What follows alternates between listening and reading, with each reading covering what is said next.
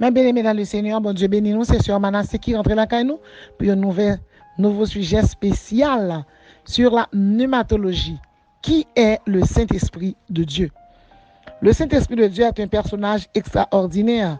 Il réconforte, il est formidable, il est exceptionnel, il est inouï, il est un personnage phénoménal, il est surprenant, il est le forteresse des chrétiens, il réconforte, il reconstitue, il stimule, il affermit, il consolide, il tonifie, il aménage, il façonne.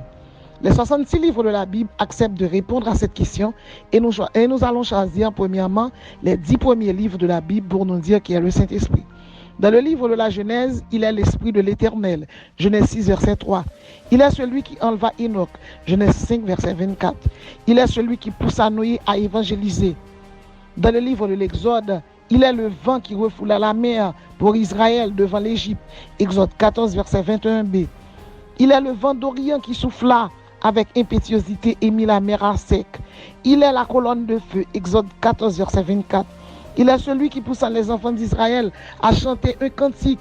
Il est pour Dieu. Exode chapitre, dans le livre de l'Exode, chapitre 14, verset 24. Dans Lévitique, il est celui qui a fait publier les fêtes en l'honneur de l'Éternel. La fête des Pâques, Lévitique chapitre 23. La fête des pains sans levain, la Pentecôte, le Roch Hashanah, le jour des expiations, le Yom Kippour, le fête des tabernacles, la fête des tabernacles, le Hanoukou, le Purim. Le Saint-Esprit de Dieu, dans le livre des Nombres, est le feu qui consuma les rebelles. Nombre chapitre 16, verset 35. Il est la nuée qui protégea Moïse contre les rebelles d'Israël. Nombre 16, verset 24, verset 42b. Il est celui qui appelle aux fonctions de sacerdoce. Il est l'eau expiatoire avec qui on lavait la vache rouge. Nombre chapitre 19, verset 9c. Dans Deutéronome, il est l'huile dont le Seigneur avait béni Israël. Deutéronome 7, verset 13. Il est celui qui inspire la crainte de l'Éternel. Deutéronome 10, verset 12. Il a dicté les conditions de la bénédiction. Deutéronome chapitre 28. Dans Josué, il est celui qui inspire la méditation du livre de la loi. Il est le réconfort de Josué. Josué chapitre 1er, verset 8. Josué chapitre 1er, verset 9. Dans Juge, il est celui qui remplit Déborah de sagesse. Juge chapitre 4, verset 4. Il est celui qui a fortifié Gédéon. Juge chapitre 7, verset 9. Il est l'Esprit de l'Éternel, l'Esprit du Seigneur, l'Esprit de Jésus-Christ.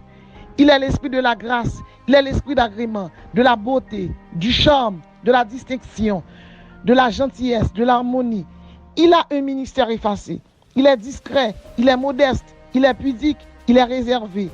Il est l'inspirateur des prophètes de l'Ancien Testament. Il est le guerrier invisible qui défend les enfants d'Israël. Dans 1 Samuel, il est celui qui a fait grandir Samuel auprès de l'Éternel. 1 Samuel 2, verset 21. Dans 2 Samuel, il est celui qui envoya Nathan vers David. 2 Samuel 12, verset 1. Dans 1 Roi, il est celui qui donna la sagesse à Salomon. Il est le feu qui descendit et consuma l'holocauste d'Élie. Il est le murmure doux qui parla à Élie, mais bien-aimé dans le Seigneur. Dans 2 Rois, il est celui qui fit avec Josué. Dans 2 Rois, chapitre 23. Dans les Chroniques, le Saint-Esprit a préservé les auteurs humains de la Bible. 1 Chronique 9.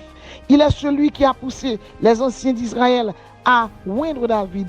1 Chronique 11, verset 1 à 3. Dans 2 Chroniques, il est l'Esprit qui saisit Jacques Aziel qui annonça la victoire de Juda. Dans 2 Chroniques, chapitre 20, verset 14. Dans Isdra, il est celui qui réveilla l'esprit de Cyrus pour reconstruire le temple de l'Éternel. Esdras 1, verset 1, il a suscité le réveil des Juifs. Esdras chapitre 9.